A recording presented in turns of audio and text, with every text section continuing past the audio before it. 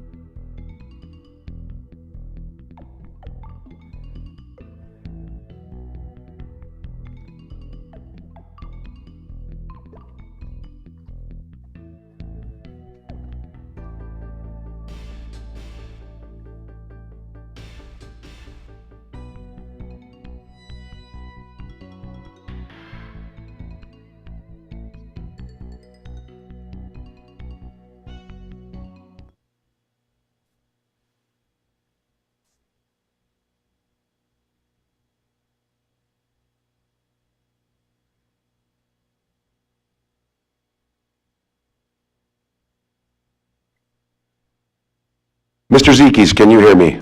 There it is. Yes, I can. Thank you. Just wanted to make sure there were some technical difficulties in the beginning there. So we are calling this meeting to order. All members are present. We do have people that are watching by Zoom or possibly participating, and Mr. Zekis is also by Zoom. We'll move right into public comments. Anybody that would like to speak that's in the room, please step towards the podium, and you can speak in public comments.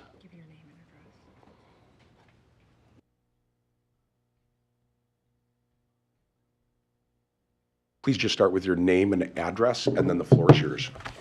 My name is Paul Raditz. I reside at 520 Windstone Drive, Unit 109 in Windstone Terrace, condominiums. And I'm here to address the Heartland Planning Commission in regards to the proposed development at the quarry property, number 5 on the agenda. To the board, to the members of the Heartland Planning Commission. As a former member and resident of Windstone condominiums, I would like to express a few of my concerns on the future development being proposed for 700 and 701 West Capitol Drive by Three Leaf Partners. I also represent the interests of other members at Windstone Terrace. I'd first like to point out that there are currently 5 other multi-developments within a quarter mile or less of this location. They include Country Air Apartments, condominiums, 75 units, Summit Lake Apartments and Townhouses, 344 units, Windstone Terrace, 72 units, Arbor Valley, 36 units, and Heartview Apartments, 25 units. Heartview is inclusive of the other buildings which are along Hill Street there, which I wasn't familiar with their names. The total of these combined is 505 units, and according to the latest population figures, Heartland has a population of 9,566 residents, with a census average of 2.52 people per household. Doing the math, this means that there are currently 1,262 residents, or 13% of the village's entire population, living within a quarter-mile radius of this proposed development location. If we allow another 267 units to be developed in this area, it'll mean another 673 residents, or a total of 1,935 residents. This would then result in 19% of Heartland's population living in the same small area. The total area of the village is 5.5 square miles. So looking at it another way, 1/5 of the village population will be centered on 1/22 of the space it encompasses. Add to that the proposed Quick Trip location, which I understand may be located next to the property on the south side of West Capitol Drive, and we will be headed for a traffic nightmare. My question to the Plan Commission is, A, what are your limits on population density for the village of Heartland? B, how are they established? And C, What is your process for reviewing them in light of increased traffic and rising costs of community services in our village? Thank you for your time. Thank you. Can I, it's not always that we go back and forth, but can I touch on one thing? Absolutely. I do, just so that you're aware, I want to make sure that you know, number one, traffic studies and stuff like that. I'm not saying it has been done. We do take those seriously. We will look at them. I also encourage you, especially in representing other people from not only your building, but it sounds like kind of spearheading for your neighborhood. Please don't hesitate to contact myself or the village manager, Ryan Bailey, or some of us so that you can get more detailed information, while this process is going on, so that we can have that dialogue and talk. Absolutely. But I'm glad you came in. Would you like a copy of? Sure, you can give it to our clerk. That's our deputy clerk. Thank you. Thank you. Anybody else that would like to speak in public comments From the audience. in the room? Anybody on Zoom that would like to speak in public comments? How many more people has this gentleman represents? Paul, how many are at your complex? Winston has 72 units. 72 units at that, it's a condominium complex, correct? Yeah. 72 units, Mr. Zekis. What I'm really asking is he authorized to talk on behalf of all 72? Is it 5? Is it 10? Is it 20? I'm not sure I heard that. He's asking, did the board of that organization send you? No. Okay. We're a board of 5, and I've served on the board for numerous years, but I'm not currently on the board. Dino, to answer your question, he's a member of the board, but not specifically on a vote from the board to come here. No. Sorry. Not on Okay, the board. because Oh, I'm sorry, he's not on the board. on his speech to a few minutes earlier, he said that his comments also reflect the feelings of other people. And I like, I'm glad he came forward, but I like specifics. We can't speak with generalities. If you represent someone, you need to prove that you represent someone. I'd be The happy to hereby share say names. is not something that anyone can take into account. And along with that, Mr. Zekis, that's why I mentioned to him that it might not be a bad idea to get in touch with some board members like yourself or anyone else sitting up here, or myself, to have those discussions and have those talks. Thank you. Thank you for coming and speaking. Thank you, Mr. Zekis. Anybody else for public comment on Zoom or in the room? All right, we're going to move to our first item on the agenda, which is a consideration of a motion to approve the Joint Architectural Board and Plan Commission minutes of the June 19th, 2023 meeting. I'll make a motion to approve the minutes of the Joint Architectural Board Plan Commission minutes of the June 19th, 2023 meeting. Second. It's been moved and seconded to approve the minutes from the last meeting on June 19th, 2023 for the Joint Architectural Board and Plan Commission. Any discussion? All in favor? Aye. Aye. All opposed? That motion is carried. The second item on our agenda is Architectural Board review and consideration of an application for signage for BMO Harris. This is at 112 E.Capitol Drive.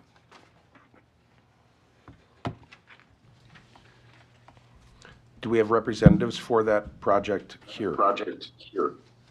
Yes, Tina Lewis from Lemberg Electric, the local installer for the signs. The floor is yours if you want to give a brief description. Yes, BMO is refreshing their brand. They are removing the Harris Bank. And their new signs, we are replacing existing signage with just BMO and the logo, their new branding. The signs overall are coming down in overall square footage. I did speak with Inspector Scott Hussinger today, and he did notify us that the code does not allow for facelit letters, which is what is proposed and what was submitted. BMO has agreed to adjust to non-illuminated letters. So everything that you see in the booklet that shows their exterior signs that they are requesting will be the same size, the same color, but they will no longer be illuminated, and they will be a flat cut aluminum letter. Will they be lit in any way, shape, or form? They will not. Okay? Right.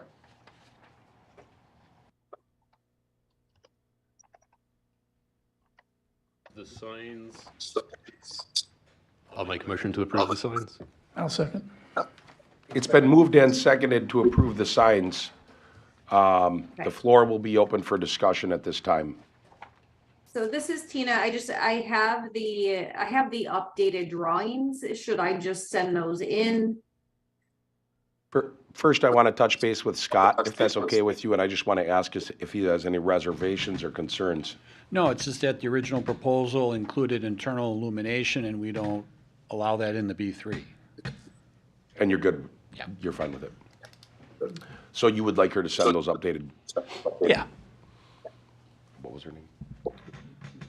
Tina Tina, if you Lewis. could send those to Scott, that would be great, unless anybody Okay. has any reservations on the board. Mr. Zekis, did you catch all that? Yeah. Okay. So we have a motion on the floor that's been seconded. Any other discussion? All in favor? Aye. Aye. All opposed? That motion is carried. Sorry about the echo, everybody. Now we have Architectural Board review and consideration of an application for signage for Sabine Hill, 866 Rose Drive. The application for signage, are they here or on Zoom? Since they are not here, I will turn it over to our inspector to let us know how he suggests that we proceed. Well, I can explain the sign. It's a wall sign, non-illuminated, but it's going in place of a sign cabinet. So the sign cabinet would be coming down and just simple, non-illuminated lettering on the wall. The size is not a problem. I think it's pretty straightforward. I'm not sure why he's not here tonight. You don't have any reservations? No. And you feel this will be just fine? Okay. I'll make him, even though he's kind of not doing protocol, but not showing up, I don't have a problem with it, so I'll make a motion to approve this sign. Second. It's been moved and seconded to approve the sign. I do want to add, and Mr. Hallquist, I do appreciate you saying so. One of the biggest reasons why we kind of made that change to say people have to be here, it's not like we're going outside of protocol. We wanted them to be here in case someone on the commission asked a question or was confused with something. Once in a while, we have that happen. But if that isn't the case, that does not mean that we can't move forward if there's no questions. I do have one question. Okay? Scott, since this is going to be different from the other signs that are on the building, does that fit in with the rules and regulations of the building itself? Well, this does not have this property does not have a specific sign plan. So, I think it is up to you to make sure it is architecturally appropriate. Because if they're going to let all their tenants pick and choose, it could look very, let's put this, it wouldn't be uniform. Correct. We would have control on that, though. Right, but if you let one sign go through that isn't like the others, but I was just wondering if there were any regulations with the ownership. No. Okay. I agree with you. Commissioner Walschlager, I agree with you. And while I'm in favor of allowing them to do this, I just want to touch on why. We just did, 2 minutes ago, we did a sign request for BMO Harris. And while we do want uniformity and we want things to follow in a nice fluid way when it comes to aesthetics, BMO Harris is putting in a sign. They're following the rules. They're not going to have it internally illuminated. Right. This sign that they're putting in is 50 feet away from a sign for a gas station that used to be internally illuminated. I know that we're getting away from it, but we have such a mix and mash of things, and I'm agreeing with you. Yeah. It's just very difficult to get everything uniform because people don't realize the task at hand. You do. But I mean, sometimes I don't think people realize the task at hand, how many angry people there would be at us if we're like, all right, everybody's going to have a sign plan for each building. But I agree with you 100%. If we could reinvent that wheel and say everybody should have the same uniform signage so it looks more decent. I don't believe that the village should say, okay, they all have to be this. But whoever owns the building and the units and that, I would want, if it was my office, I would want it to look uniform or nice, not just Mod Podged. And that's why I was asking if there was anything in writing as far as when they rent, because usually there is. Okay, then there's, yeah, okay. Any other discussion? All in favor? Aye. Aye. All opposed? That motion is carried. Yes, got it. The next that we have here, our fourth item is Architectural Board Review and Consideration of an Application for Signage for CL&D. This is at 510 Cardinal Lane. I just want to reiterate, this is CL&D at 510 Cardinal Lane.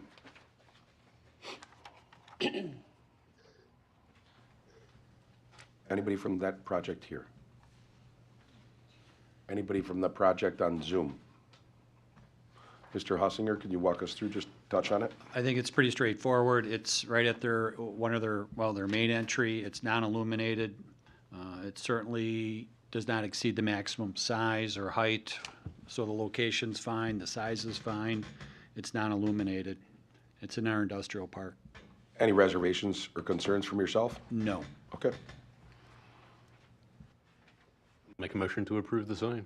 Second. It's been moved and seconded to approve the sign for CL&D at 510 Cardinal Lane under the oversight of our inspector. Any discussion? All in favor? Aye. All opposed? That motion is carried. Now, we're moving on to number 5. Number 5 is going to have a bunch of sub-items, so to speak, but it's all dealing with the same project. This is getting onto that quarry project. Item 5, we have Plan Commission review and consideration of Heartland Quarry, a proposed PUD development project whose approval and rezoning is being sought by Three Leaf Partners LLC on property tax keys HAV 0730981, HAV 0730985, HAV 0730986, and HAV 0730987, located at 700 and 701 West Capitol Drive. The Plan Commission will review and consider the following. I'm just reading through all the things that we're going to try to touch on some tonight. A, proposed preliminary site and building plans for 10 multifamily apartments for a total of 240 units and 3 townhomes of 27 units. B, proposed plans for amenities for the project. C, proposed rezoning in conjunction with a PUD agreement for the project. And D, proposed petition for a planned unit development. Why don't we, I think we ought to, as a board, feel free to interject and say you want to handle it differently. I think we start with A, but if all of a sudden, for some reason, it becomes beneficial to us to bounce around to, not in the exact order, I just want everyone to know that I'm completely open and to please interject and say, no, I want to, discuss this now. But otherwise, let's touch on A. Mr. Hussinger, do you want them to come and present? I mean, they presented already. They should present what you want them to present. I mean, Yeah. go ahead. I talked to Mr. Ford earlier today about this. I think his thought was just maybe a little recap, fill you up into speed with the last month. We do have the video again, if anybody wants to watch it. If you don't want to watch it, that's fine, but Ben Nelson, Cable TV does have it, and then just go through each of the steps, and we can discuss kind of. John, why don't you take it away, take the podium, have the floor, and, go over the things that you feel beneficial tonight to go over. Did you want to show the video first? Yeah, or- we can show it again. Go ahead, Ben. Is that how you'd prefer, John? Just show it first. Just gives everyone a recap.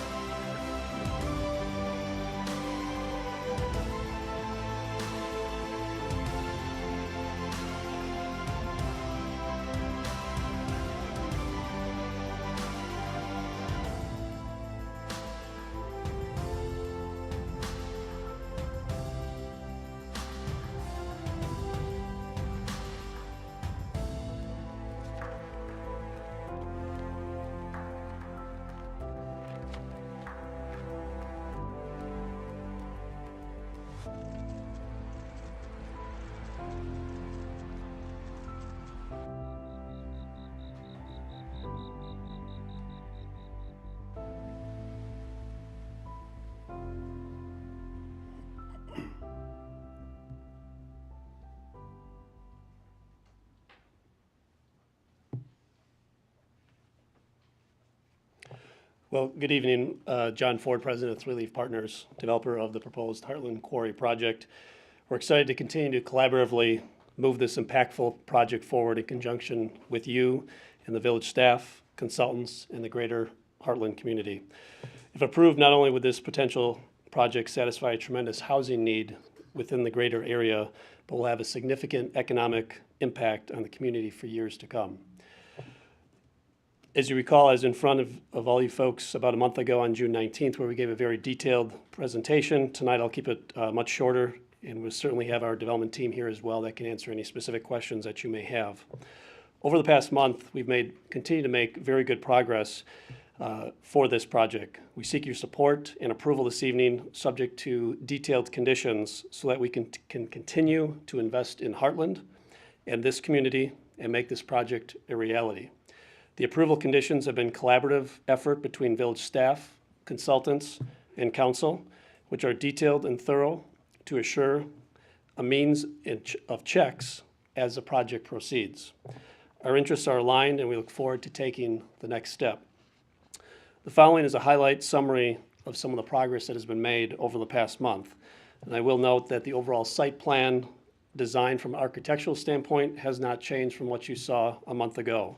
It remains 267 units in total, which is the 240 stack flat units, along with 27 townhome units. But what has changed is many of the other components that we've continued to work with village staff and consultants to fine-tune throughout the process over the past month. From a civil standpoint, continued detailed planning between Payne and Dolan, our civil engineer, and the village engineering. This includes agreement of an internal private water loop with connections at Palmer and E.Capitol and not at Hill Street, which was one of the things that we discussed about a month ago. This will significantly reduce, from a utility standpoint, the risk of this project. From a geotechnical standpoint, collaboration between Geotest and the village consultant PSI. Slope stability analysis has now been completed and is currently under further review. From an environmental standpoint, there's been agreement on an overall Phase 2 environmental plan between Endpoint Solutions, our environmental consultant, and the village's consultant PSI. Pending approval this evening, we would immediately move forward the Phase 2 environmental assessment, including application for exemption to construct on a historic fill site, which would release and commence the overall process with the DNR. Obviously, I think we all know for this project to become reality, TIF would be needed. We did, within the past month, submit that formal request to Ellers, to Greg Johnson, who is reviewing that currently in conjunction with the village's assessor and is working to provide a summary of that. In addition, we also submitted landscape, exterior lighting, and CSM plans that are all under review by the village staff. The current schedule is collaboratively worked on between village staff and Ellers, includes the overall approval process going through late October or into November. This process is estimated to include 3 village board meetings and 2 additional plan commission joint review board meetings in order to receive the approvals and TIF requests that we have. If we are fortunate enough to receive the entitlements and approvals through this process, we would look to finalize the legal agreements for the site with the village attorney, including the PUD and development agreement, secure debt financing, raise equity, commence site work, and ultimately commence vertical construction.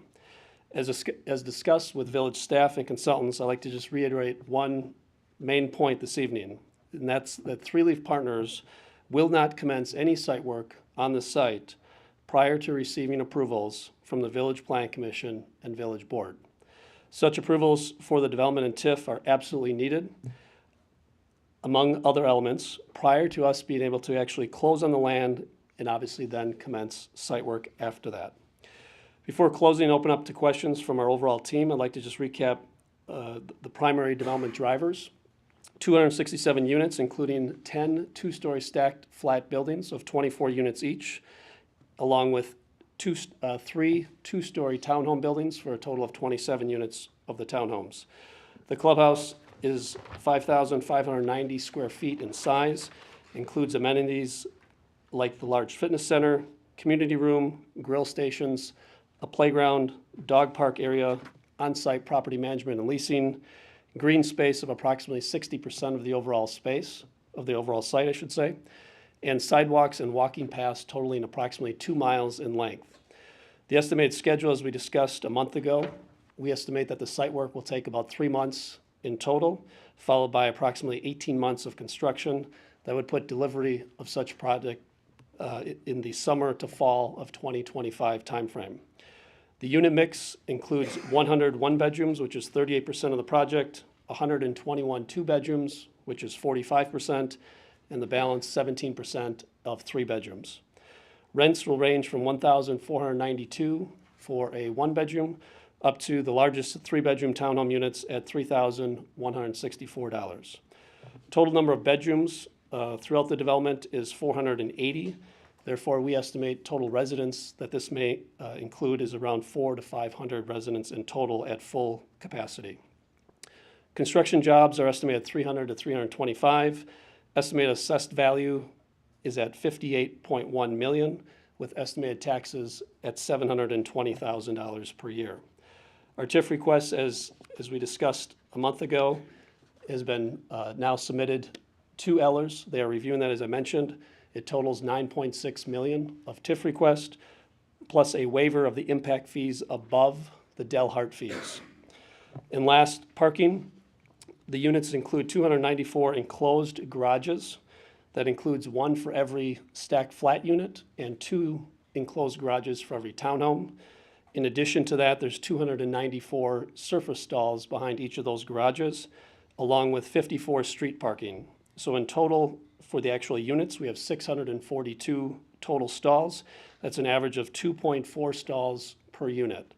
We do also have 19 parking stalls at the clubhouse for a grand total of 661 stalls, or 2.48 stalls per unit. Per your section 46.923 of your code, this development would require parking stalls of 613, so we're about 48 stalls above what the code does require. There's no question, obviously, this is a challenging site, as we've talked not only in this forum, but also with your staff and consultants. However, we fully believe if done right, it will be a tremendously impactful project for the village of Heartland by meeting continued housing demand while contributing significantly economically. We believe there's a path forward to make this project reality, and we appreciate your support and look forward to taking that step here, the next step here this evening. And like I mentioned, our development team is here, both in person and online, if there's any questions that we can answer. Thank you. Hi, Mr. President. Dino, go ahead. The floor is yours. Well, thank you. As in the previous meeting, and sorry for my croggy voice, I asked for the slope stability analysis. The comment was just made that this analysis has been completed. Can I have a copy, please? You know, there is a tremendous slope stability case because there is a lot of fill. You're covering a huge elevation with fill. And I like to see, last time I asked the geotechnical engineering gentleman, said there is no piles. I assume there will be tons of geogrid, compaction, et cetera, et cetera, et cetera. I like to see the report. I am qualified to read it, by the way. Yes, we'd be happy to share it. We've shared it with the village's consultant, PSI, so they're reviewing it currently, but we can certainly send it, or I think, Ryan, you have it as well. You can email it to me on the email address, so I would really appreciate it. And if you remember, the geotechnical engineering gentleman that spoke last time said that there is no pile requirements. Typically, on a slope stability differential of this height, piles are a must. I just don't know how the geotechnical firm is doing it. I assume geogrid everywhere with so many feet, but do you know if there's any piles on part of the analysis? No piles. Yeah, the mic doesn't pick you up. Can I just add something, because you weren't in the room to hear it? Dino, Ryan is going to handle email addresses to get you to in contact Mr. John Ford and yourself, Yes. so that then not only can John send the report to you, or whoever sends it, but then if you have any questions, you'll be able to go directly to the Thank source. you. Ryan has my address. He does, yep. Thank you. It's in your inbox in a minute. Anything else? Dino, while you have the floor. No, that's the first one. I have a couple more, but I'll wait until other people get involved. Okay. and ask questions. Mr. DeCoursey-Bauer.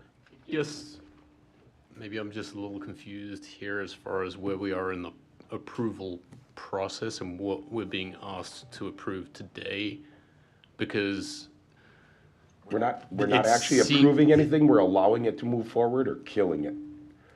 That's where we're at, kind of.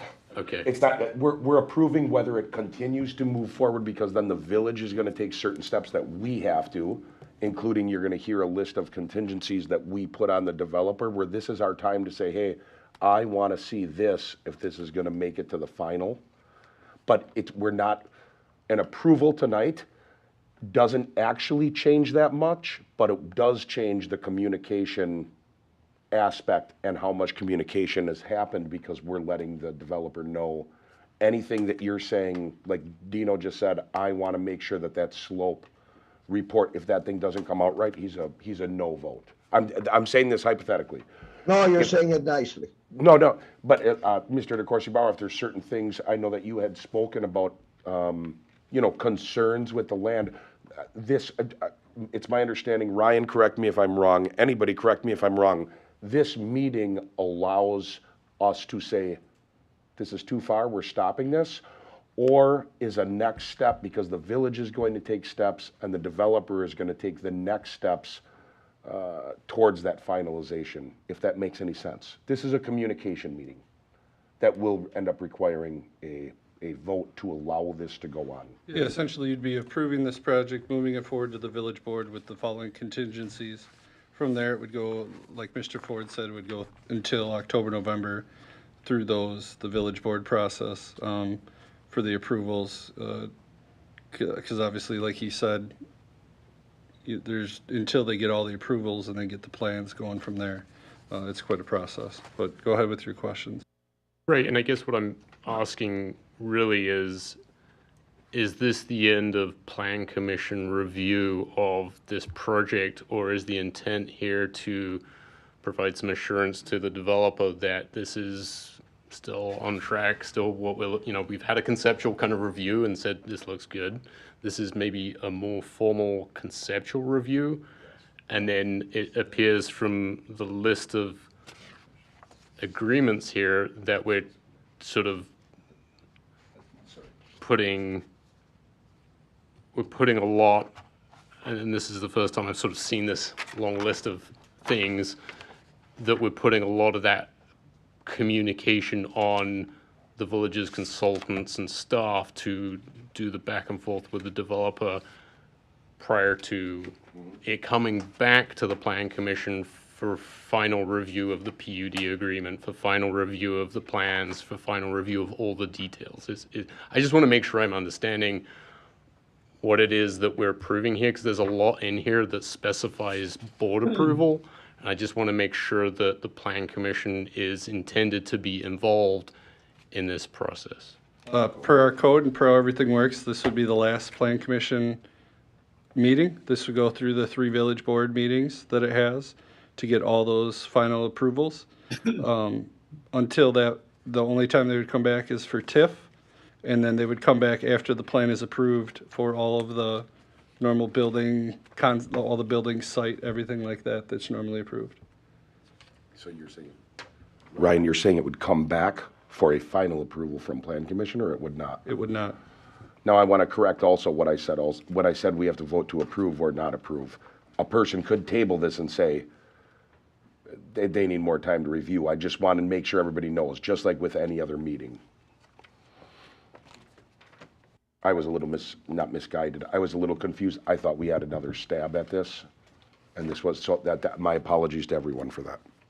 Nope, the way everything's set up with us for CSM PUDs, so if you look at our actual code, it just says that the Plan Commission is to review the PUD application, not the actual PUD. That is the specifics in the code as we read today with our village engineer and village attorney. So that's why we brought it forward based on these contingencies and recommendations from the village attorney and from the developer.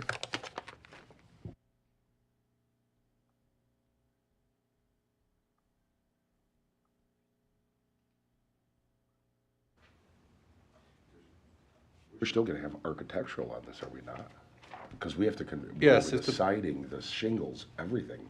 That's the time it would come back. So the project, if it's approved through the village board, everything comes back for all the architectural, everything like that, once they have all the full plans, everything. Okay, so. Even though there may be contingencies, and I'm looking off for the board, and Mr. DeCoursey-Barrow, I'm going off of your question. If, I don't want to say it like this, because I don't want to go into leading. If people feel uncomfortable because they want to look at a lot more information, or they want more answers before they would approve it as a commissioner, then you're saying this would be their time to hold it up because they won't have that. And I'm not playing gotcha, I'm just saying they won't have that in the future Well, like, before it goes to the village board? some of what we talked about is they can't do certain things to land until they own it, which can't be done until. That's where this gets tough, but So- I agree. I'm wondering if it doesn't become a joint meeting where we have the board, the village board, with the plan commission, and they will come to our meeting. And I think maybe that's more what I'm getting at, is that I think it would be prudent to have, there's a list of many of these things here that just refer to the board, and I think it would be worthwhile, and we've done it before with other developments where we have a joint meeting with the board and the plan commission. Yep. And I think it would be helpful and useful to have a joint review of the details and everything once it's ready to roll. I agree. Because it puts us all on the same page also, all in the same room, but no one is all of a sudden missing out on any information. And nothing's all of a sudden sliding through where someone's like, well, I would have said something had I known. And there's certain information that is still yet to be provided that may influence, impact. I don't think It's gonna have to be a joint meeting. right. It's gonna have to be. But I don't see a way around it. that's also what we stated. Some of these contingencies will live on through the full approval by the village board, if it goes that route, because there's certain items that can't or won't be done on that site until approval and ownership has taken place. Is that correct, Ryan? Yeah, this is the approval of the general development plan. At a future step, that's where the precise plans are developed and approved. And beyond that, the PUD agreement, the developer agreement is approved. So it's multiple steps. This is a general development plan approval, the general layout, the alignment of the roads, the locations of the buildings, the connections to Capitol Drive, the utility services. Those are items within the general development plan, which I think have been provided in sufficient detail.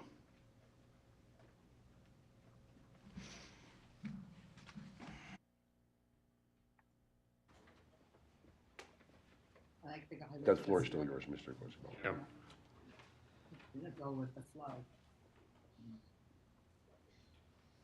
You need somebody to be. I'm gonna need maybe circle back to me. Okay. Potentially. I did want to address one public comment that came about as far as like the Village of Heartland process and how we make decisions about pieces of land and how they get developed and what's allowable and what the density is. The village spends a lot of time developing what's called our comprehensive development plan. And it's a document that goes through numerous review, public involvement, public comment. There's multiple meetings that, we have community outreach. And, there's a lot of requirements that go into developing that comprehensive development plan. Once that plan is sort of ready, it goes through plan commission review and it goes through village board approval, okay? And so that is sort of like our guide to what the future of the village is going to look like. And as it relates to this specific piece of property, and it's available in the package, the comprehensive development plan shows that it's intended to be developed as, high density residential development with a portion of green space. And so that is when we are looking at this project, we look at it through that, look at it through that lens, and does it meet that sort of requirement? And all of the studies that have gone into, does the sewer have capacity, can the roads handle it? That's all initially looked at a comprehensive development plan level, and then in detail it's looked at during the application process. So I just want to let you know that document's out there. Anyone can look at it and see what is happening to the piece of property next to me, what's happening other places in the village. So I just wanted to point that out. Who's that? Thank you. You want to touch on the fact, and they can hear me now, but that you can come to the village hall and request it. We may charge you per page, or you can just have it sent to you, and it is on the website. But I mean, we want what's easiest for anybody. You can come to the village hall and get that, just so everyone knows. Or you can go online, or you can ask it be emailed to you. Just contact the village, we'll get you, or direct you to where you could get that plan so you can see it electronically for anyone that's interested in that. The floor is still yours, Mr. Yep, Anderson. and I'll yield at this point to. Okay. Chip? Do you have anything? I'm just kind of tossing. What? Oh, I'm sorry. Dino, I'll catch you after Chip, sorry.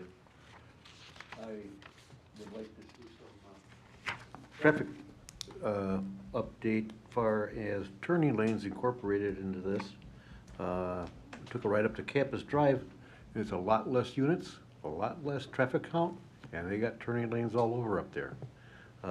This is going to be a problem coming up later on with everything that's coming through. They got lots of studies here, but that traffic is going to be a problem. You want to respond? Obviously, Taddy performed a complete traffic study, and what we've designed is in full compliance with what they're recommending for all the turn lanes that are necessary and so forth. Obviously, it was also a joint traffic study between ourselves and also the potential future quick trip development, given the proximity. Yeah, and they did a traffic study up on campus, and it was a lot less traffic, and they got turning lanes up there. Their traffic study dictated they should have it. I mean, these guys did a good job and everything, but that traffic's gonna pick up nothing but more cars coming up Vedelson, coming over to Quick Trip from downtown. That it's gonna be a problem, everybody turning around. De-acceleration lanes or something put in there, but. Thank you. Not yet. When you say it doesn't look good, is that because Taddy's a third company that did the study, you're saying Taddy's report doesn't look good? I'm saying that why does campus have all the turning lanes with a lot less traffic count, and down here we don't? Well, campus is a different story, in my opinion, because there was a road that was supposed to come through from a major subdivision. Chestnut, is it Chestnut Hill? Chestnut Ridge was supposed to come through, which connected a subdivision that has somewhere around, 70 or 120 homes that was gonna be connected up there. It also was a major building project with the Lutheran High School, but before those apartments were ever even put in, those turn lanes weren't put in because the apartments were gonna go in. Those turn lanes were put in the anticipation of how large the school is gonna be. If you recall, the school had property on the other side, across the street on Campus Drive, and they ended up selling it for apartments, but they were anticipating the massive amount of traffic that would come, and they didn't want to run into the problem like they ran into Arrowhead. Not saying that you're not wrong, traffic is something that we always have to pay attention to, but those turn lanes were in before those apartments ever even went in. It wasn't, the apartments going in had nothing to do with the turn lanes. I don't believe that's accurate, they were all in already. You guys, you're familiar with that development up there, Catalyst? Was that part of your study? Do you remember that, when you were working on that subdivision? Was it part the of our turn study lanes? for this? No, when you, I'm sure there was a traffic study that was done. I just didn't know if turn lanes were incorporated I with don't that. know. I don't know. I mean, I'm not a traffic engineer, I'm not gonna talk for Taddy, but I would estimate those are needed because of, at a very short period of time, in the morning, when everybody's coming to school nearly at once, and everybody's almost leaving at the end of day, that's probably why those are needed, as opposed to a development like this, it's more spread out. Yes, there's a period of time in the morning or at night where people are coming and going, but it's not all at 8 o'clock for everyone trying to get to schools, for example. But we're happy to. Chip, the floor is still yours. I just wanted to throw in that those were in first. Ones for the apartments are in, that was part of their submittals. On the right-hand side, if you're driving to the north. Those were, yeah, those they had, so they can pull over and turn in, but I'm Yes. saying those center turn lanes, that was in. That's part of the Lutherans, That was in yeah. as part of the Lutheran High School. And the anticipation of the road connecting. And I'm thinking that anticipated traffic count's gonna go way up once Quick Trip gets in there. Sure. And Vedelson gets developed in City of Delafield, we're gonna have problems.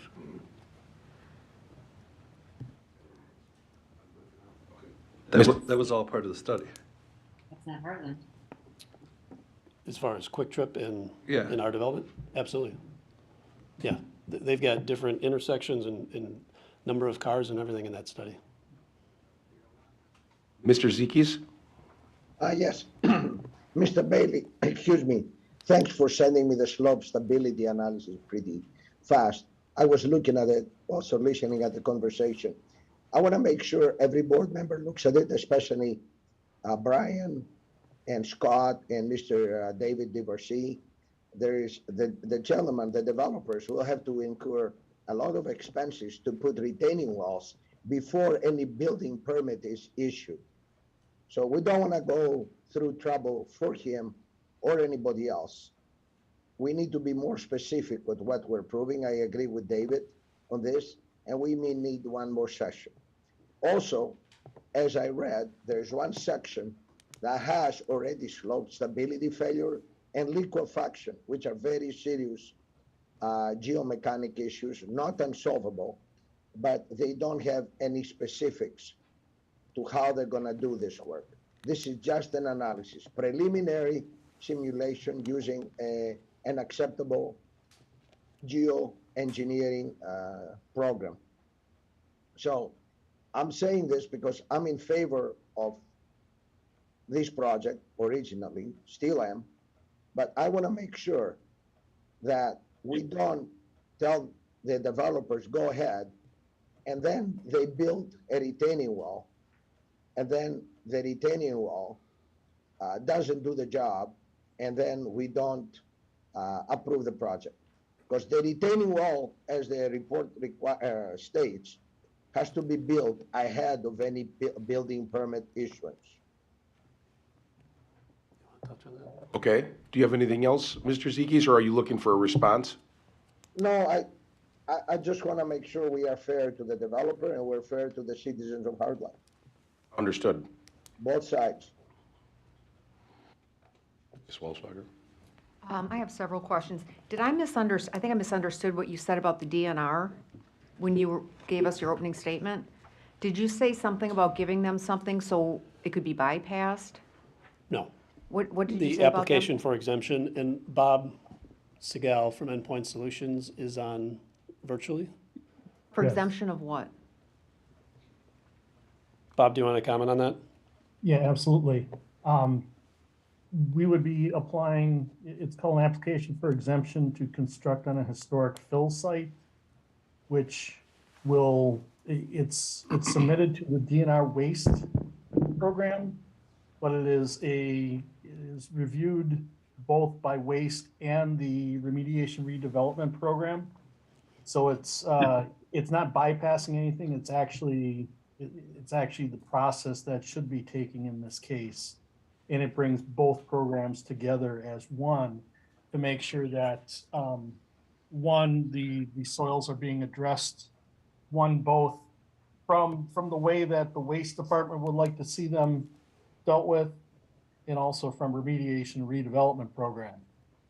So it's not bypassing, it's more or less hitting two programs at once. So will the DNR actually come out to the site and do their own testing? No. No. No, DNR does not do their own testing. Okay. And let's see, the retaining walls we already addressed. Do you happen to know, I didn't get a chance to make this phone call today. Do you know if the handicap parking, if each handicap parking spot counts toward your minimum necessary parking? Or is that on top of the minimum amount? I didn't get a chance to make the call today. Currently, we need 2% handicap parking, so 2% of the total population will be will be handicap parking. And I believe we indicated 6 handicap stalls for the stacked flats. But again, does that count toward your minimum necessary? I don't Like, for know if I instance, at the understand the clubhouse, question. you need to have 19 just for the square footage, and then you also have to have an additional parking spot for every 2 employees that you have that will be working there. And I'm just curious as to the handicap. Like I said, I will find out tomorrow, but I was just wondering if you already knew if that counts toward the 19. Yeah, Or if I that's, can't answer or that if you need to have the 19 and then for your employees and then an additional handicap. You don't know? Great, yeah. I Okay, don't I'll know. find out Okay. tomorrow. Okay, Thank thank you. you. And I do agree with Chip, I think we do necessarily, we need the turning lanes there, if this goes through. And the retaining walls, we already talked about, so that's all I had, until I get my other information. And just to clarify, the 19, when we calculate that for the clubhouse, included for employees that would be working there. No, it does not include the employees. Okay, we'll double It's check. 19 but- per square footage for every 300 square feet, and then 1 for every 2 employees on top of that. This guy right here, Yeah. I know him, when it comes to the codfish application, he know anybody that could talk. Whoever's speaking, could you please mute yourself unless you're called onto the floor on Zoom? And if I misunderstand, I just pulled up our ordinance while I was sitting here because I didn't have it with me. Okay. Didn't, We'll and I double just check. reread it. Okay.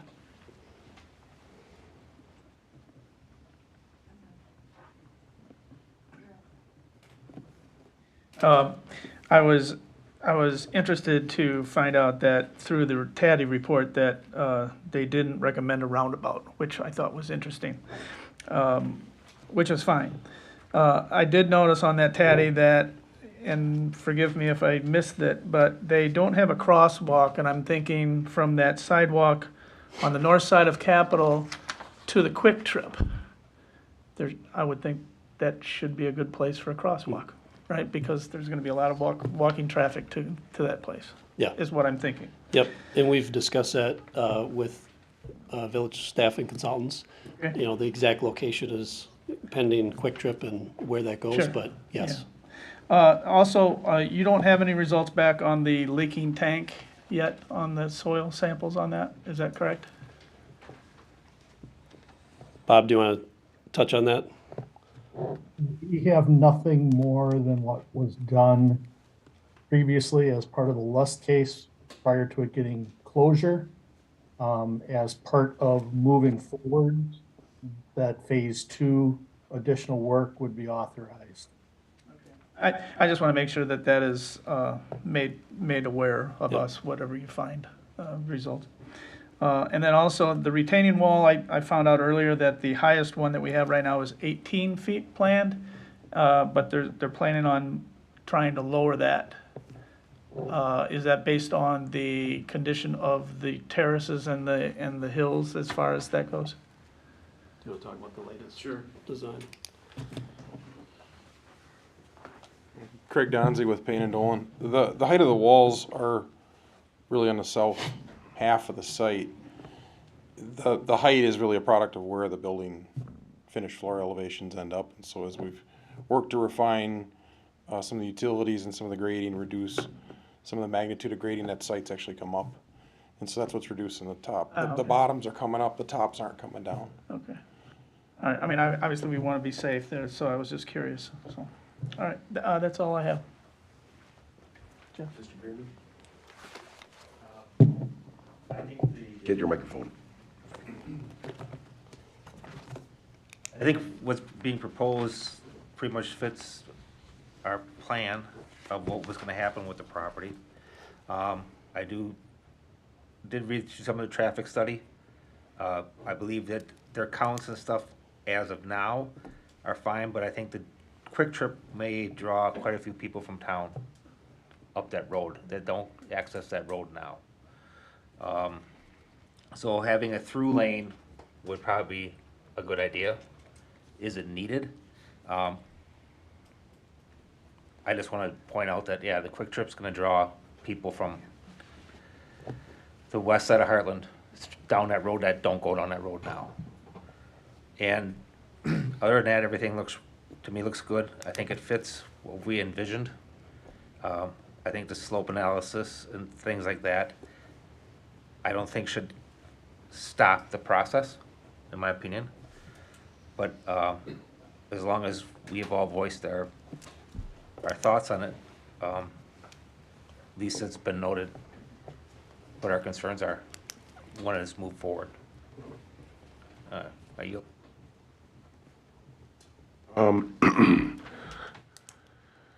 So I just want to touch on a few things, and I'm going to start with one of them that was brought up, two things that were brought up by the gentleman that spoke in public comments. So we have an aspect, anytime we're bringing in something new, where you don't want to just disrupt a neighborhood or region. And I do appreciate the numbers, you know, that's telling when you had said that it's 1/5 on 1/22 of the land. Now water, I'm going to kind of go around, bounce around here a little bit. I wanted to just state that I, for myself, and I believe every other member of the board does take that into consideration.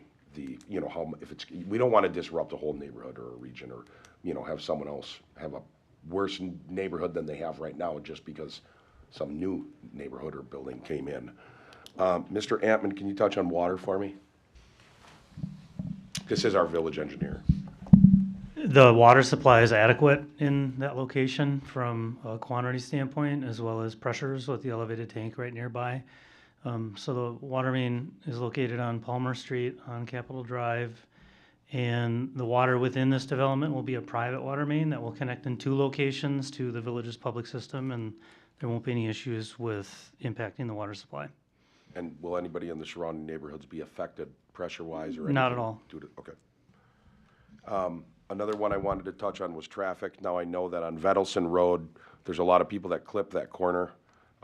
People may not know what there's a road that goes up and it, you know, Capitol goes this way and Vedelson, and then you can hop onto Vedelson. There's a lot of people that, I mean, they might tap the brakes, but usually not. You just keep on hitting it. And you head right down Vedelson. They are going to be putting a median there. Kind of like you see when you come off of a freeway where there's a concrete median, just a curb. But so you will have to stop basically and for the most part, you'll have to stop to take a 90-degree left-hand turn onto Vedelson. You'll no longer be able to kind of shortcut it and just keep on flying, which will cause, and I think this is good, slow down speeds up there. And that's something that was talked about. I do want to touch on another item on traffic. I do understand, I mean, I'm not an expert in traffic. And I'm not going to say that there's not going to be more and more traffic or that anyone up here is wrong. More and more traffic is going to come through in Heartland. But like when we just touch on, when we're going this, I'm just letting you know how I look at it. If a development is going in and they're like, yeah, well, this development is going in, but there might be another development in 2 years, and there's going to be a really big one in 4 years, and Quick Trip's going to be coming in. I don't look at it as I don't think that it's okay if someone, you know, when it comes to kind of rights and properties, someone's building something, I don't think it's okay to say, hey, all these developments went in before you, so there's traffic, and all the developments after you are going to come in, so why don't you fix those roads so that they can handle all of that traffic? It's never been done like that before. Typically, it's if someone's coming in and the traffic can't handle it, then we force them to put that in. If I'm wrong, you guys, please let me know. But typically, we do a traffic study. I'm not a traffic expert, so if the traffic study is saying it's okay, unless someone, now, we have staff that looks at this stuff, if someone really, and I do too, but they really know what they're doing, if somebody caught something that said this is really wrong, I mean, I'm going to choose the village staff over the person that's developing every single time until I know for sure that it's okay. Since I'm not getting concerns from, and I'm going to turn it over to them in a second, that's why I'm okay with the traffic. There is a study saying it's going to be fine. I do agree with Mr. Bierman. There's going to be more traffic going up that road because of Quick Trip. I'm at least being out in the open, and I understand if anyone doesn't like it. I cannot say to Three Leaf, hey, you need to take care of that because some other huge development on the other side of the road is going in, and that's going to be drawing traffic. I would look at that as us saying to Quick Trip when they get there, hey, you got to do something about this traffic. I just want everybody to know where I'm at with that. I think we've really done a good job of many people on this board on touching on issues, environmental issues.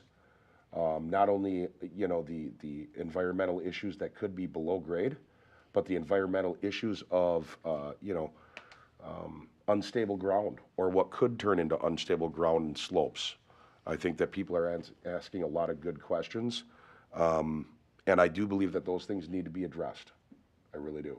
Mr. DeCourcy Bauer had brought up, and we had even had a discussion where it was imperative that we make sure that from an environmental standpoint that this ground is just fine for everybody to be on, and we're not going to run into some major issue down the road, and we have to make sure that it's okay, not just guess. And I think that that's a very smart idea for the village. I do want to ask one question, and I'm not sure, John, who I should even ask. Drainage on that property, could it ever be an issue where that could be a catastrophic situation because water doesn't drain out of that property in the bowl? All right, Craig again with Painted Dolan. So that is an internally drained site, extremely granular material. The pond designs are a small wet forebay that'll receive the first flush off of the roofs and the roads and the sidewalks. That's in a wet form for water quality, and then it spills over like you're seeing around Waukesha County into an infiltration basin. Those infiltration basins are designed where that water will then infiltrate into the soils.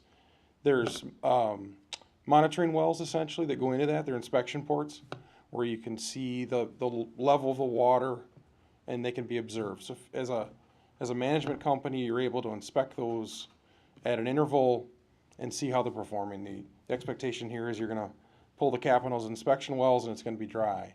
But if that starts to change, you have time to react and go in and do preventative maintenance. And that'll be described in the stormwater management report along with the intervals and the inspection procedures so they'll know how to take care of their facility. So it is draining pretty well. It's extremely well I just wanted to ask, I know it was a gravel pit, which means it's extremely well drained. Yeah, that's okay. I just wanted to ask. I think it's an important one to know considering that it's in a bowl.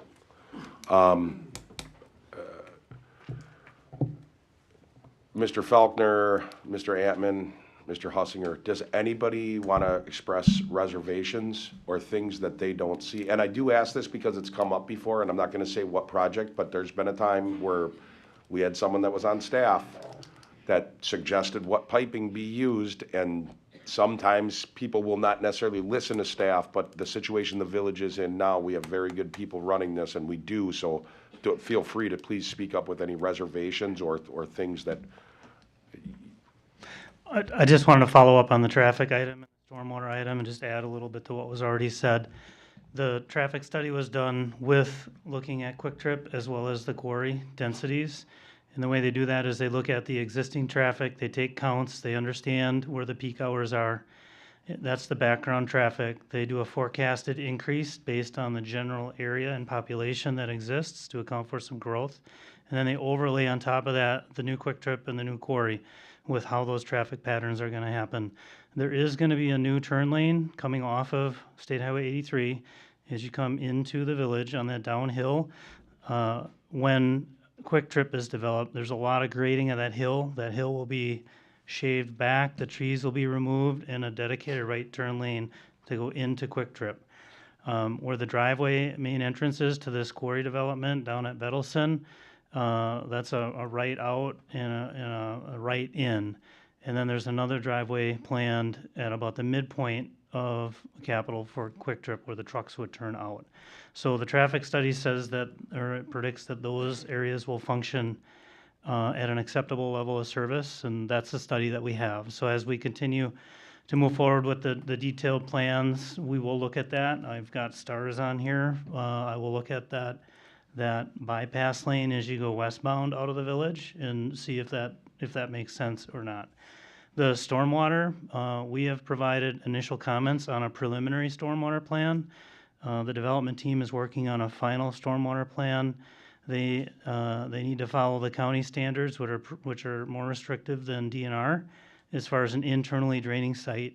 They have to look at those ponds as a failed frozen condition with all the water coming to them, and then show what's going to happen. And there has to be a safety elevation factor around the building. So they will be providing more information along those lines as we continue with the final plans. And I mean, the conditions that are in front of you are quite exhaustive and in detail. There's more work that needs to get done with the environmental. There's soil borings that need to be done to support a final global stability analysis. And then the plans as they develop into their final form, that's expected to occur here in the next couple of months. Just to bounce off that too real quick, that's part of the reason we hired our own geotechnical firm is as they're doing site work, if this gets approved, we will have a geotech company talking to their geotech company, coming up with what are the best options, solutions, should this go through and be approved. Thank you. The last thing I just want to touch on, and this is for the board as well, because sometimes I know that I've always wondered, you know, when you say, oh, okay, we'll just trust staff, which I do explicitly, but I think it's important that the village or the plan commission knows. So we were given a list, and this came from staff, the village attorney, village engineer, our inspector, our DPW director. A lot of these, I believe even PD was in this meeting, weren't they? Of just, I mean, for everything. Police and fire, Department of Public Works. We have 26 contingencies that have to be met before this basically go, no go. If one of them isn't met, it's a no-go. So what I mean by that is I want us to figure out, or I guess I'll put it on you, Ryan, or however you guys want to do it, but I think it'll be important that this plan commission gets to know, hey, items 1 through 18, those have been completed if they want to see proof. But 19, 20, and 21 still have to be done yet. 22 is done. That's where we're at. So we can work it down to get to a completion point so that everybody is on the same page and knows that those contingencies have been met and taken care of. I do want to stress the importance, I believe, in this case, or in this situation, of a joint meeting with Plan Commission and the village board. I know it may seem like I'm rambling. I'm just saying all the things that I think are important. And I'll end with saying I do want to protect the village of Heartland. I want to safeguard them in case a developer would not do things properly, which I don't anticipate being the case here. But we still got to protect, you know what I mean? Trust less and verify more type of thing. And at the same time, in keeping Heartland going in the direction that it needs to be going, I do personally think that this will be beneficial to the village when this is complete, if it gets that far. I do think that this would be a good thing for the village. Mr. Zekis. Yes, since you touched the contingencies, I think it's a good idea that all contingencies are met before the developer goes ahead and does multiple borings at 60 feet deep. That's a lot of money spending. And there's also a lot of money involved in stabilizing the soil and all the areas that they're trying to convert from unstable or barely making code to get to about 1.3 to 1.5 safety factor. So I think we should give the developer an opportunity to look at all the contingencies, make sure they agree on it before they start spending hundreds of thousands of dollars that will not lead them anywhere. If the contingencies are not met, as you said it, there's nothing going forward. Well, there's a lot of bore testing, as the city engineer also mentioned. There's a lot of soil stabilization work going on, not just the retaining walls. So I think we should not mislead them since they're taking a $50 million project. We need to make sure they agree to all this before they spend any more. Real quick, Mr. Zekias, they helped draft that with the village attorney and engineer, so they are familiar with this list. Mr. Ford, you are familiar with the list and you're good with it? I mean, no, you know what I mean. You're accepting of it?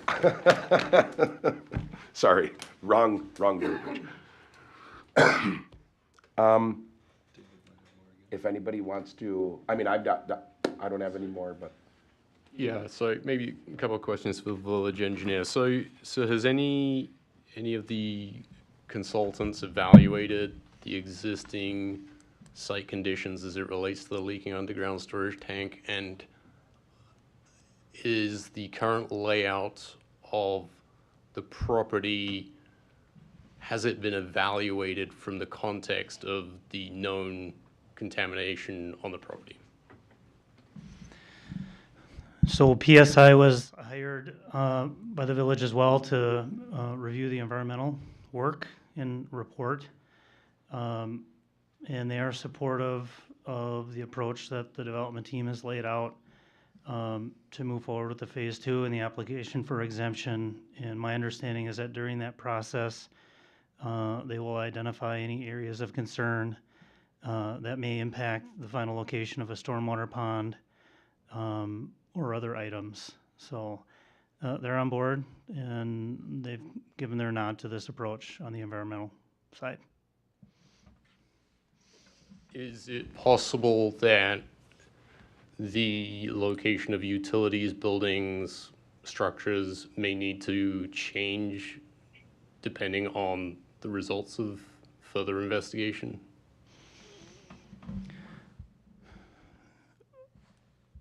Is Robert on the line, or would you like to respond to that?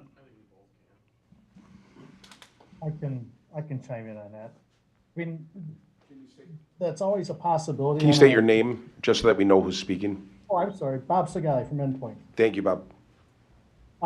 You know, that's always a potential on a redevelopment site, you know, brownfields per se. Based on what we've seen so far with the work we've done, I don't see that as being an issue here.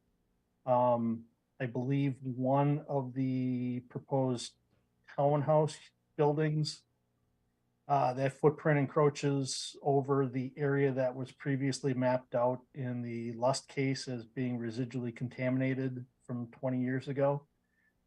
So obviously that's one of the areas that we're looking at as part of our phase 2 to determine what's there at this time, what are the concentrations, how might it impact that development specifically in that area, what mitigation measures would need to be in place because of that, and how would those soils need to be managed should they be excavated.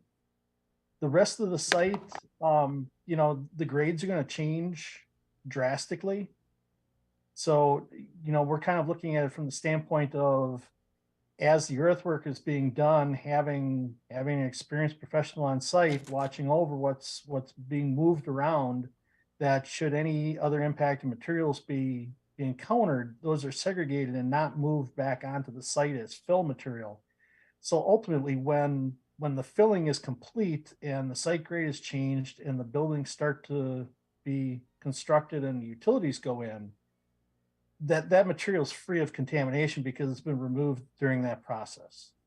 What we've seen so far has been really relatively low contamination, low concentrations.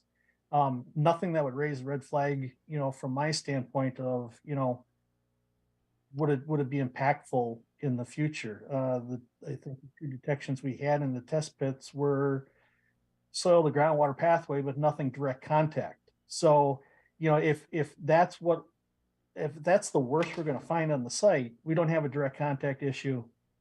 So, you know, likely if we're weeding that material out, we're addressing any of those issues. Yeah, and just to clarify, my concern isn't really the fill materials. I think the approach that's been laid out to get an exemption is fine. I think the approach that's been used for evaluation of the fill materials is fine. I think my main concern is that between the time that the leaking underground storage tank was closed and now, environmental regulations and rules have changed. And we're changing the property use to residential. And I'm just concerned that you're asking for approval of building footprints, layouts, and utilities without the information or knowledge or understanding of what's in the ground today. And I just want to caution that I think it can be managed and it can be worked around and it can be done, but there is the potential it could change where buildings go, where utilities go, things like that, unless you're willing to excavate a pretty significant amount of soil out of the site and haul it off. And if that's the answer, that's the answer. Yeah, you know, ultimately the area of the Lust case with the residual contamination is a fairly small area of the site. As I said, I believe it impacts one of the townhouses. If indeed we do the phase 2 testing and those concentrations come back and natural attenuation has done nothing over the past 20 years, that may be one of the solutions, is to, you know, bump that building to the north a bit to get outside of that residually contaminated area. I don't think that would, you know, be a major impact in the design of the site. You know, we're not talking about something that's right in the middle of where the main road is passing through with all the stacked units. It's a fairly limited area in a small, you know, portion of the site. So I think it's doable. You know, if necessary, obviously, I think that would be in Three Leafs' interests. Obviously, digging and hauling soil to the landfill can become very expensive, especially if you don't need to do it. If you can, you know, bump a building over 30 feet to avoid it, significant cost savings. Yeah, so during land planning, the clubhouse parking lot occupies most of the anticipated footprint of those impacted soils. So there was some selections on land planning side to be able to minimize, first and foremost, residential habitable structures that are in that anticipated impacted soil area, and then clubhouse.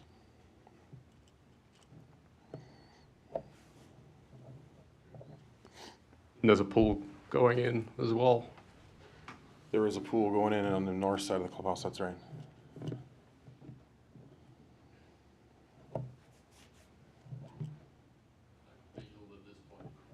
What exactly is leaking, if you don't mind me asking? Is it fuel oil? Well, currently there's nothing leaking. It was I believe it was a diesel tank that was part of the concrete batch plant operation there. And that has been addressed, I believe, for at least 20 years now. So the last set of data we had was around 2000s. So since that has been closed, there's about 20 years of natural attenuation that should have been occurring in that area to naturally degrade those residual contaminants. So that's one of the reasons why, one, we want to go out there and see what are the actual concentrations, not base all our decisions off of what was there 20 years ago, and then have that up-to-date data to work with to determine what needs to be done to mitigate any risks. Do you know what the size of the tank is? How the tank was? Yes. Offhand, I don't recall. It may have been a 10,000, but I don't have that information in front of me. Okay, thank you.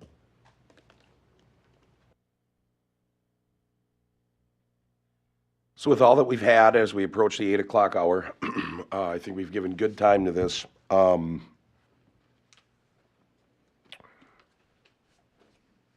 We have three options. Can hold this over for another session. We can suggest a joint session. I guess we have four options. We can send it to the village board and say we're good with it based on that staff has looked at it. There's been all these studies done and we have contingencies in place. We could table this and say the Plan Commission needs more time in looking into this. We could say we're good to move forward cautiously, but so we want to have a joint meeting, which I think we're going to have either way, but a joint meeting with the village board as they go through this, possibly having them come to our meeting next month, which would be a special village board meeting and a regular Plan Commission meeting, or Plan Commissioners going to the village board meeting, or we can kill it. Those are the four options that I see on the table at this time. along with me saying those options, I want to really, really, really, really stress, because it seems like all of us have a lot of questions. Some of them are the same, but a lot of them are different. Everybody's kind of got their scope. Some people are in different scopes. I really want to encourage all of the phone numbers for village personnel are on the website if you don't have them already, but please contact Ryan or, contact any of the people that are here. For staff, they will get you to the right person to talk to. But please, let's get those, I'm just saying, feel free to ask those questions. You don't have to wait for a month. Not that anyone would. I'm just saying you don't have to wait for a month. We can call. We can get those answers so that if there's something concerning, either A, you're like, too concerning for me, I got my answer, I'm not for this, or B, oh, okay, that answered my question. So that one's out of the way. But I think it's very important to take the time to do that. If someone has Ryan, if you have anything to add, I don't see any other options other than the 4 that I just listed. We could table, we could set a joint, we could kill it, or we could approve it straight up and send it to village board, which approval straight up just means we're approving sending it to the village board.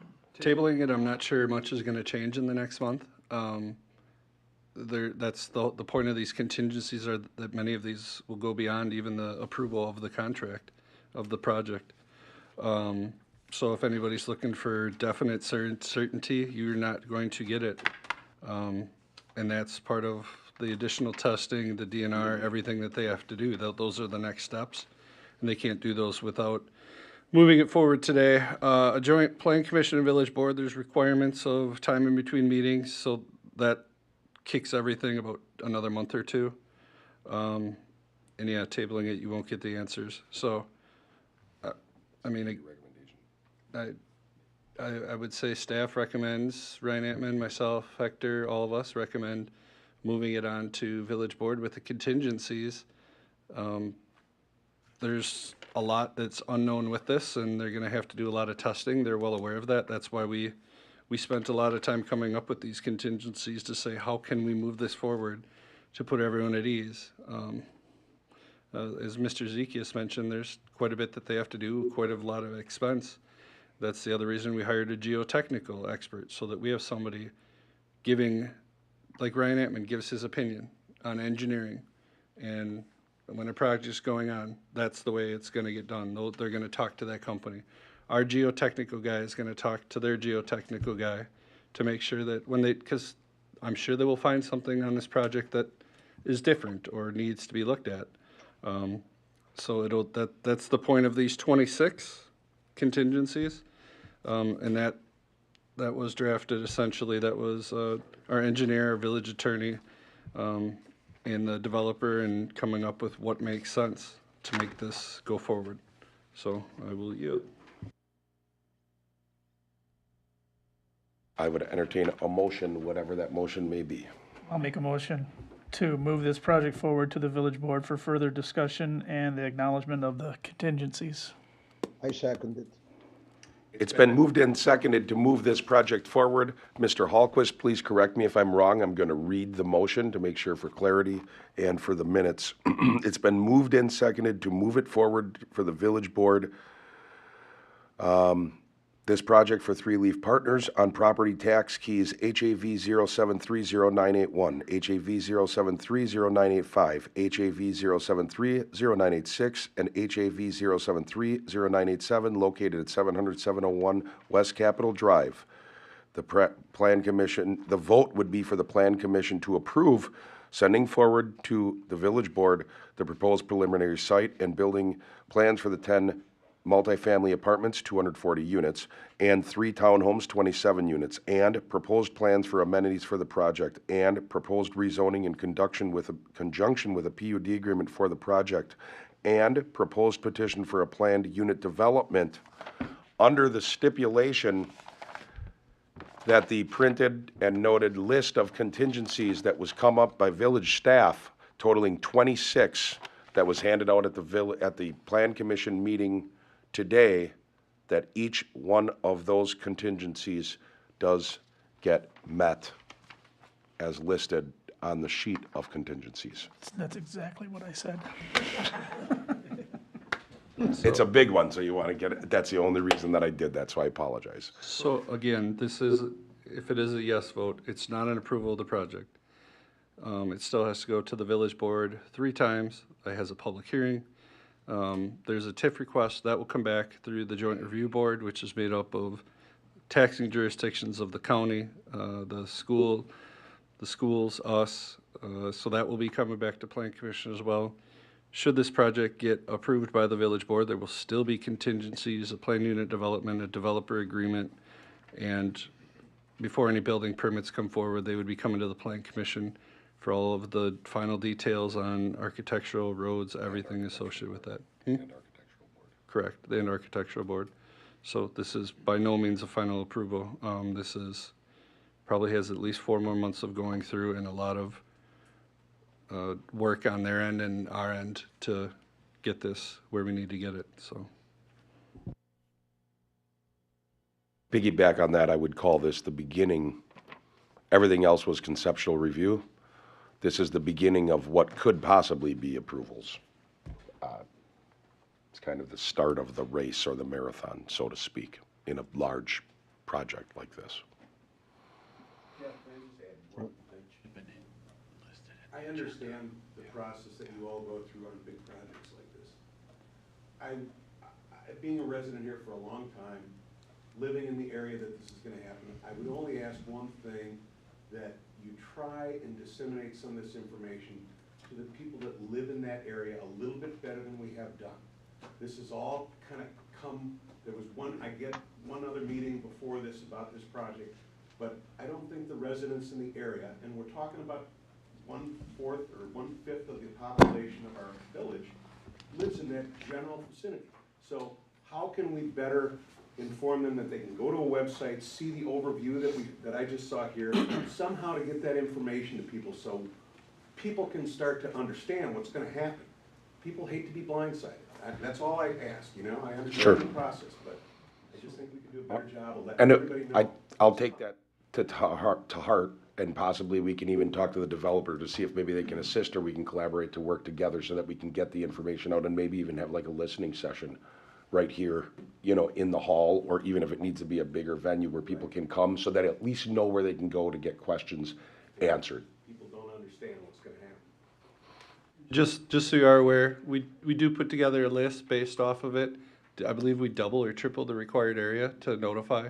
We understand the magnitude of this, so do you know how many people this was sent to approximately? How many? I had 8 pages of labels and 30 on each. 6, so probably. And I'm one of the people that reads my mail, so I got it. That's good, so you did get it though? Good. Most people like. And that's the hard part. If we don't, you know, can you get an Amber Alert? Well, so here you go, here's our plug. People can go to the village website and sign up to get notices of meetings, that send the agendas, everything associated with that. So, beyond going door to door, trust me, it is, you know, and we will. It was in all the publications, the Milwaukee Journal, Sentinel. I hear what you're saying though, because I mean, To all the renters or the owner of the complex? every address. 600 feet. So including the renters. I believe it's the renters also. Address at that property. Yeah, every address. So yes, including renters. You have it?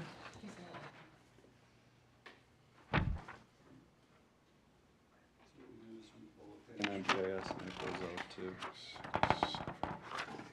So yeah, it's almost 8 You pages can of go to it. the website and see the video and everything that we saw earlier. It's all on I'll show you after the meeting. It's on my computer right now. The entire packet has been on the website since Wednesday, and it'll stay on there forever. And we have an audio recording of the meeting, but when there's a meeting, so all of these things that you just saw are all here as Exhibit A, land use map, Exhibit B. But that's not just for us. We put that out publicly, and I put it out on Wednesday. We used to put it out on Friday as a village. When I was elected in 2017, I moved it to doing it on Wednesday, because people sometimes are going out of town on the weekends, and then the meeting is on Monday. It gives more time to go through and decipher that information. So we really do try, but I hear what you're saying. I am glad to hear you got a notice. Real quick too, our plan commission meetings normally aren't videoed. Our village board meetings are put on YouTube. Our audiovisual person knew this was a pretty big deal. He put this on YouTube last meeting. I can't comment if he is recording this one again, but if he is, I'm sure he would put that up on YouTube as well. I'm recording. And we're on this, Zoom. but- There is a link right when you go to the village website under the agenda, there's a link. You click on it, it takes you right into the Zoom meeting. Like we have, if you look at that TV, there's 6 on right now. Well, 5, because one of them is us. But we do try. So we have the motion that I'm not going to restate, but I think everybody remembers that one word for word. It's discussion. Anybody else?